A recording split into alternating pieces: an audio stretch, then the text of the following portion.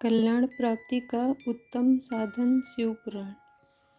सबसे उत्तम जो शिव पुराण है वह वेदांत का सार सर्वस्व है तथा वक्ता और श्रोता का समस्त पापों से उद्धार करने वाला है। वह परलोक में परमार्थ वस्तुओं को देने वाला है। कल्कि कल्पशिका वह विनाश का है उसमें भगवान शिव के उत्तम यश का वर्णन है। हे ब्राह्मण, धर्म अर्थ काम मोक्ष इन चारों पुरुषार्थों को देने वाले उस पुराण का प्रभाव विस्तार को प्राप्त हो रहा है। हे विप्रवरों, उस सर्वोत्तम शिव पुराण के अध्ययन एवं श्रवण मात्र से वे कलयुग के पाप से युक्त जीव श्रेष्ठतम गति को प्राप्त हो सकेंगे। एक बार महर्षिगण परस्पर वाद विवाद में फंस गए। तब वे सब के सब अपनी शंका के समाधान के लिए सृष्टिकर्ता ब्रह्मा जी के पास गए।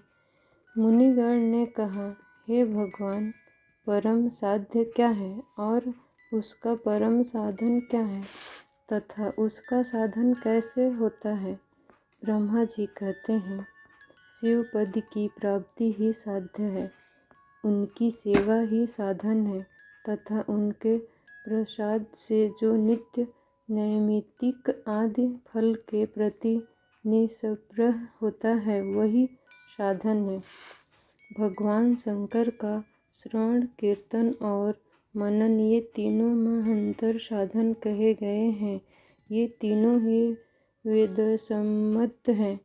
सूत जी कहते हैं, हे शौकन, जो श्रवण कीर्तन और मनन इन तीनों के अनुष्ठानों में समर्थ न हो वह भगवान शंकर के लिंग या मूर्ति की स्थापना कर नित्य उसकी पूजा करके संसार सागर से पार हो सकता है। ऋषिगण के यह प्रश्न पर की मूर्ति की सर्वत्र देवताओं की पूजा होती है, परंतु भगवान शिव की पूजा सब जगह मूर्ति में और लिंग में क्यों नहीं की जाती है? सूत जी कहते हैं, एकमात्र भगवान शिव ही ब्रह्म रूपी होने के कारण निराकार कहे गए हैं। रूपवान होने के कारण साकार भी हैं। निराकार होने के कारण ही उनकी पूजा का आधारभूत लिंग भी निराकार ही प्राप्त हुआ है, अर्थात शिवलिंग शिव के निराकार स्वरूप का प्रतीक है।